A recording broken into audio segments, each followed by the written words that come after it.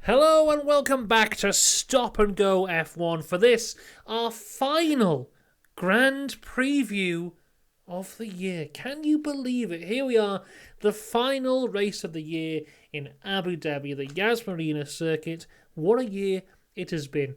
Before we get into everything, of course, like and subscribe. But secondly, yes, thank you very much to everyone who's been watching with us this season.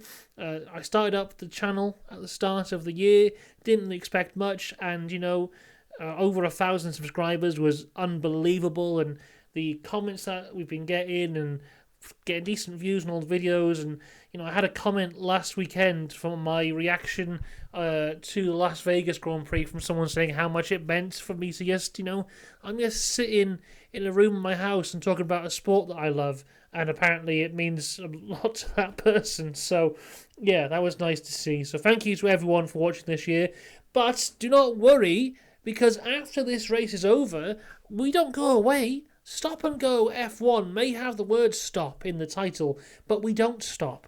Because over the off-season, we're going to have loads of content coming out for you. I've got loads of videos planned in December.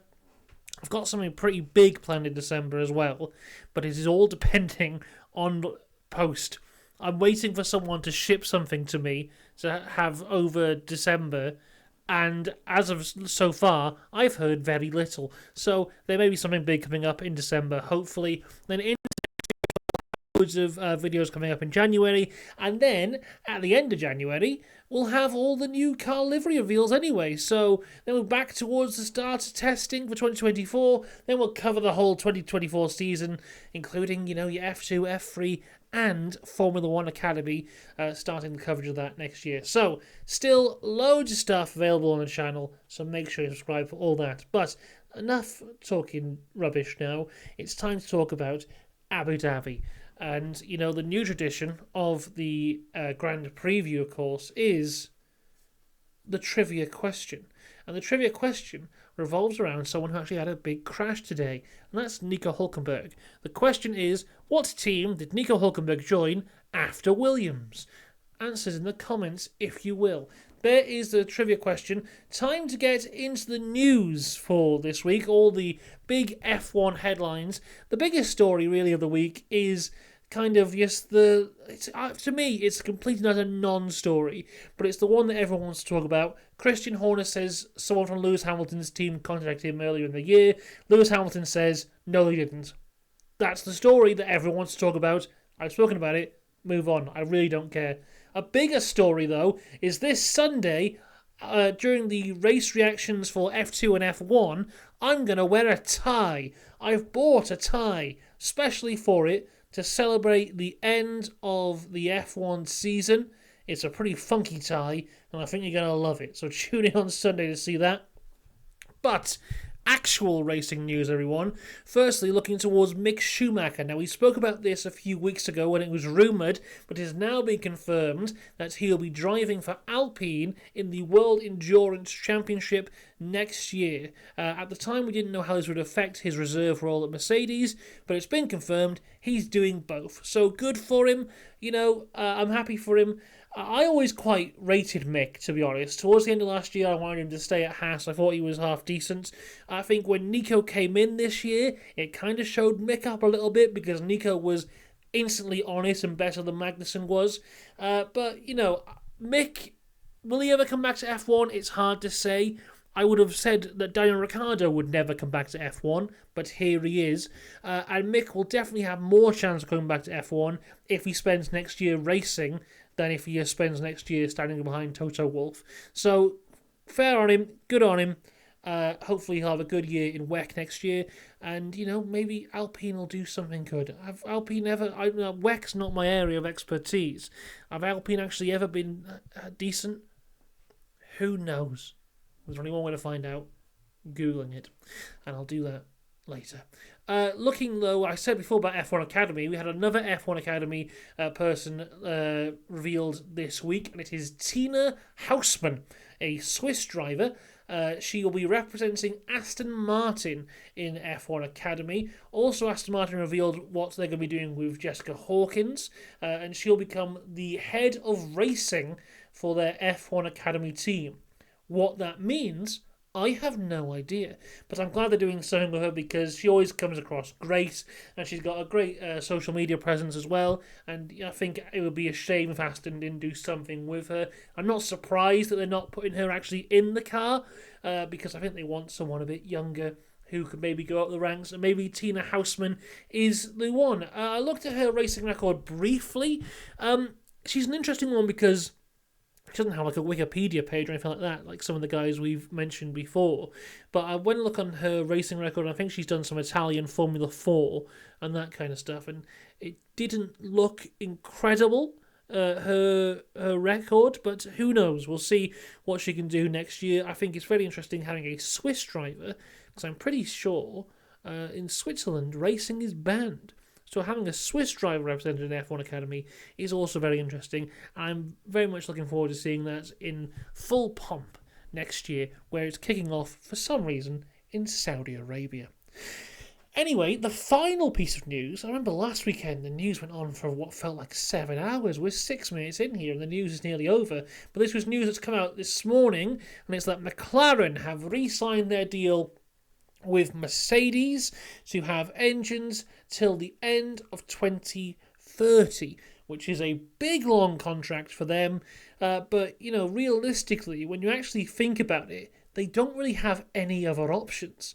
Because I don't know if Red Bull would be open to signing with them. They definitely wouldn't get a Ferrari. Honda have gone exclusive with Aston. I don't know if the Honda McLaren bridge is too burnt to walk over. They won't want to go to Renault because Renault are awful. And then their only choices really are Mercedes or Cadillac. And, the Cadillac engine is a big question mark. You have no idea what that's going to be. They've already got their relationship with Mercedes, so really that's the only option they had. To sign till 2030 is a huge step as well, because what this really means for McLaren is that their future as a competitive team is very much in the hands of Mercedes now, especially when we go into those 2026 new engine regulations. And, you see a lot of things around of, Audi are this far behind, or Red Bull are this far ahead, and blah, blah, blah. But you can never really believe those because no one truly knows where anyone is on timelines or anything like that. So, McLaren's future here for the next however many years is all dependent on Mercedes getting those regulations right. And if we've seen Mercedes' reactions to aero regulations in the last few years, it hasn't been great. So hopefully, for McLaren fans everywhere, Mercedes can get the engine regulations right for you there. We're moving more and more towards a situation where each team's going to end up having to have exclusive engine rights, because I don't see McLaren opening up their own engine manufacturing facility like Red Bull have done, because if McLaren were going to do that, they would have done it decades ago. So I always see McLaren as a customer team rather than a supplier. But yeah, they're running out of options for places to go, especially how they've treated their engine suppliers in the last decade or so. Leaving Mercedes to go to Honda, destroying their relationship with Honda, going to Renault, destroying their relationship with Renault, now back to Mercedes. They haven't really got many options, so hopefully this one will work out for them. Right, special helmet street time, everybody. And we start with a special livery. Here it is. It is McLaren. We were just talking about them. This is their special livery for Abu Dhabi. It features the sponsorship of Views. No idea what that is. It looks all right. It's not their best one of the year, but it's half decent. It's annoyed David Croft because he said this multiple times now, but he said it again this weekend. He goes, "Oh, well, McLaren have had 6 special liveries this year. Does that make them very special?" And it's like, Crofty, shut up and have some fun, why don't you? For once in your life. Because, it's alright. It's fun. There's 23 races this year. If they have 6 special liveries, I think that's okay. And this one looks half decent, and it'll probably get them a lot of money from sponsors. So, we are all good here. Let's move on to Helmets, though, Special Helmet Street, because, we have the end of the year where normally we have loads of special helmets, but there is not that many this year. Alex Albon's got this one, which makes it look like it's been drawn with crayon. I quite like it, looking pretty good. Yuki Tsunoda has gone for this one. It's Franz Tost's final race as the boss of AlphaTauri / Toro Rosso. He's been there, I think, from the start, so very long time as the head of the team, and it's his final one, so a lovely tribute helmet there from Yuki. Pierre Gasly has gone for this Abu Dhabi themed one with the black and gold, which looks fine, I guess. Kevin Magnussen's gone for a bit more of a shiny look here with glitter in the name, and yeah, looks good. And Charles has gone for the all-white look, which always looks good. Ferrari looks so good with red and white rather than red and yellow. I especially loved the the Las Vegas livery that they put out for last weekend. So there you go. A very brief Special Helmet Street there. We move on to Upgrade Corner. And surprisingly, considering it is the final race of the year, we have actually got some upgrades to discuss. Mostly, I think these upgrades are more about testing stuff for next year than actually getting results here at this weekend.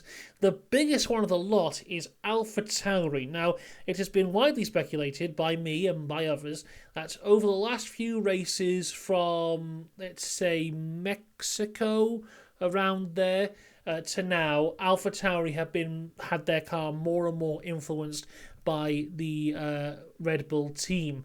And I think that's come away in a big way this weekend because AlphaTauri got a brand new floor, which, as we know, in this era of ground effect cars, the floor is possibly the most important part aerodynamically of the car. And there could even be a good argument that a good floor is more valuable than a good engine. But that's an argument for someone far more intelligent than I. But yeah, AlphaTauri, brand new floor for this weekend. Basically looking towards next year, I think. And I think if we looked at them side by side, I wouldn't be surprised there was some similarities between the floor of the AlphaTauri and the floor of the Red Bull. So hopefully AlphaTauri can get some good points here. They are in that battle at the bottom of the table against the likes of Williams, Alfa Romeo, Haas, but I think AlphaTauri should be able to come away with it. But another team there I mentioned, Alfa Romeo, they've got some new treats for this weekend, and it's a brand new front wing for them. So new, in fact, that the front wing, the actual bit of the front wing, which comes out and sticks out like that, the nose was fine, but the actual front wing had no livery on it. It was just black. There wasn't any sponsors on it either this morning. So that's how new this new front wing is for Alfa Romeo. And Aston Martin have brought a brand new back of the car, really, rear wing and beam wing coming in for Aston Martin as well. Aston have been very I can't think of words. I was going to say very clear, but I don't think that's the word I'm going for. They've been telling the truth. They've been very honest, let's say. That'll work, everyone, don't worry. Aston Martin have been very honest in what they've said over the last few race weekends. Even go back to like Austin, where they said that basically from here on out for the rest of the year, it's more about testing next year's car than it is about getting actual results on this year's car. They still are in that battle for P4 with McLaren, which could go either way. My money would be on McLaren at the minute, but yeah, that could go either way. But, when you have a owner like Lawrence Stroll, the money you get from Constructors' Championship means a little bit less because your owner is literally a billionaire. Let's go to the practice roundup now, which I've called on my notes the practice roundup, and I think that's a terrible name. Especially when we have Special Helmet Street and Upgrade Corner. Practice Roundup sounds awful. Next year, I'll come up with a better name. But FP1 was an interesting one because we had 10 rookies in the car this morning. Very much, we have this young driver program idea where 2 sessions throughout the year have to be given up to drivers who have done 2 or less Grand Prix. Most of the time it is drivers who've done no Grand Prix. And I always quite like that because it's good to see the young guys having a go out there. And, this one was actually quite interesting because George Russell topped the session, but in second place was Felipe Drugovich, Big Drugo, in the Aston Martin, which is very impressive, only 2/10 off. You can't really take much from the FP1 because half the grid was guys who've never raced in Grand Prix before. But, the Aston Martin looked good this morning in the hands of Drugovich. Hopefully, one day soon, he'll be able to have a go in the car. As for the rest of the rookies, Robert Schwartzman was in the Ferrari. He was 8th, 6/10 off of Russell. He's an interesting one because, he's been the reserve driver there for a while now, and I don't think he's ever going to get a full-time seat. But that's just between you and me. As we look further down, Frederick Vesti was 12th for Mercedes. We'll talk about him a bit more in a second. Jack Doohan in the Alpine was 13th. Taylor Pourchaire, 14th in the Alfa Romeo. IndyCar star Pato O'Ward in the McLaren, 15th. I expect a bit better from him, but there you go. Both Red Bulls had rookies in them. It was Jack Dennis in 16th. Calm Down Isaac Hadjar, 17th place. Zach O'Sullivan was in 18th. And finally, it was Ollie Behrman in the Haas, who was 20th, but only 1/10 off of Kevin Magnussen. And also a fun statistic, we spoke about it in Mexico where Behrman was in the Haas. Behrman beat Fernando Alonso in that practice session. In this practice session, Fernando Alonso didn't take part because Drugovich was in his car. So we can still say that in sessions where they've been competing against each other, Fernando Alonso has never beaten Ollie Behrman. So there's something we can write home about. Now, as I said, couldn't really get much from FP1 because of all the rookies who were out there. We're not getting competitive lap times. Both Red Bulls had rookies in them, so you have no idea what's going on there. So we were looking towards FP2 to be the session where we could look at some serious numbers and go, okay, let's have a look who's got race pace, who's got qualifying pace, blah, blah, blah. But that was ruined by Carlos Sainz and Nico Hülkenberg, both of whom had big crashes. Carlos Sainz had a huge crash about 15 minutes in. It took quite a while for that to be rectified. Red flag, had to fix the barrier, all that kind of stuff. When that was fixed, all the cars came back on the track, and pretty much instantly, Nico Hülkenberg had a crash, and then that brought out another red flag. By the end of that, we did not have much time left in the session, and most guys just did a quick qualifying run, because the session was the same time as qualifying will be tomorrow, or about the same time, so we need to get the data for that. So in terms of race pace, I really can't talk about it because I don't know. But in terms of qualifying pace, once again, Charles Leclerc in the Ferrari looking good. He topped the session in a lap time that he put in relatively early as well. As the track got better, people were still not able to beat it. Lando Norris ended up in P2 just by 0.048. Verstappen was third. Both Alfa Romeo boys looking good. Bottas was 4th and Zhou was 7th. But I'm not sure how much you actually want to read into that because, it's Alfa Romeo and they don't normally go up there. Perez was 5th. Mercedes was 6th and 8th. Alonso down at 11th. Piastri was 10th. Ricciardo was 12th. Yuki was 15th. I expected them to be a little bit better. So really, I don't know what to read from this. Ferrari looked quick on one lap again. But, the other one was in the wall. So who knows what's happening there. It's really, really difficult to predict. But it's now time for me to do my predictions for the race, which normally is a bit easier. But here we go. So my first prediction is that Ferrari will beat Mercedes in the Constructors' Championship. I believe it is 4 points that separate them at the minute for P2 in the Constructors, and I am going with Ferrari to come out on top of that at the end of this weekend. I think Mercedes have been consistently better than Ferrari throughout the year, but at this last quarter of the year, Mercedes have fallen down. Whether that be the team or the drivers themselves, There's little mistakes creeping into Mercedes, and Ferrari seems to be coming all together now. Leclerc is on a little streak of doing really quite well, despite his car letting him down in Brazil. But yeah, I think Ferrari have the momentum at the minute, and I think they'll carry that through to be P2 in the Constructors. My second prediction here is that Logan Sargeant will have his seat for Williams next year, and it'll be announced after the race, because that is the only seat that's yet to be announced. James Vowles, who I'm a big fan of, I wasn't such a big fan of him before this year when he was his strategy role for Mercedes. I didn't really know much about him, but I think he has done a fantastic job in the role of team principal for Williams. I think the way he talks and the way he explains things are fantastic. I like his openness with the fans and with the media.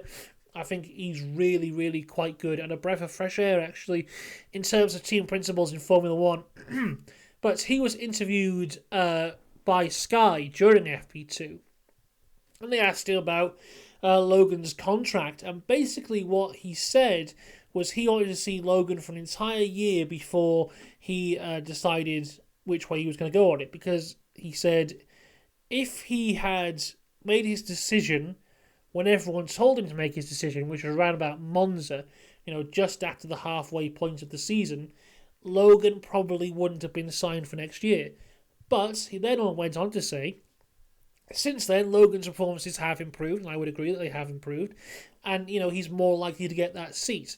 What I would say at this point is, I don't think this one race this weekend will determine if it's a yes or no. I think James Vowles probably has already made up his mind. He probably is going to give him that seat.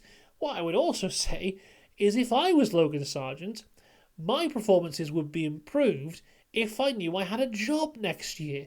We see this not just in Formula One, but in football and in sports all over the place. When a player, driver, whoever it may be, when they get a contract extension or when they know their future is secure, they perform better because they feel better. So, if James Vowles decided a few weeks ago that Logan was going to stay, he probably should have just given him the contract then because, that's nicer. And I think, this story will have a happy ending because I think Logan will get the contract. But if in a few weeks' time we're talking about Logan Sargeant's not in the car and it's going to be someone like Drugovich or something like that, then that paints James Vowles in a bit of a worse light. He's kind of pulling Logan along all year, not able to sign with any other team, not able to sign with like Formula E or IndyCar or whoever it may be, and now just left him out to dry at the end of the season. That doesn't look as good, but I think we'll all be fine when it comes to the tale of Logan Sargeant. Right, it's now time to talk about F2, because F2 is incredible this year. We're having a wonderful time. All the races have been a lot of fun, and it's been ages since I've been able to talk about F2, and I thought coming into this weekend it would be plain and simple, just go into it. But no, F2 is going to F2, and F2 has F2'd all over my face today. Why did I say that? So, coming into this weekend, Théo Pourchaire has the championship lead by 25 points from Frédéric Vesti. It should be a pretty simple championship win for him, but he's massively on the back foot now because of what happened in qualifying. Théo Pourchaire qualified in 14th place, which means for the sprint and the feature, he will start 14th. Frédéric Vesti qualified 9th, which means for the feature he will be 9th, but for the sprint he will be 2nd, because they reversed the top 10. That leaves this door wide open. I think there's something like 39 points available for an F1 weekend. Now, 2 points of that has already gone, I think, because I think pole position gives you 2 points. So 2 points of that has already gone. But if Vesti can get a good sprint result from second place, which I believe he can, that leaves this championship wide open in the feature race. And Théo Pourchaire, who should have just strolled into this weekend and won the thing, may now bottle it in the final race with a 25-point lead. Incredible stuff. Jack Doohan is on pole for the feature race. Fittipaldi on pole for the sprint race. Rookie of the Year is also still available between Behrman and Victor Martins. Victor Martins currently leading that by 1 point. Behrman had a terrifying qualifying, though. I think he's something like 18th or 20th. He looked awful in qualifying today. So Martins has basically got that one sewn up as we sit here right now, which is a shame for me because I am a big fan of Ollie Behrman. But yes, a lot of F2 fun coming up this weekend, as well as F1, and we'll be covering all of it right here on Stop and Go F1. So make sure you subscribe for all that. We're back tomorrow with the reactions to qualifying. Back here on Sunday with my new and fresh and funky tie for the reactions to everything that happened in F2 and F1. Then we're back on Monday for the final driver ratings of the year. All that and more to come this weekend. I'll see you there. Have a good one. Goodbye.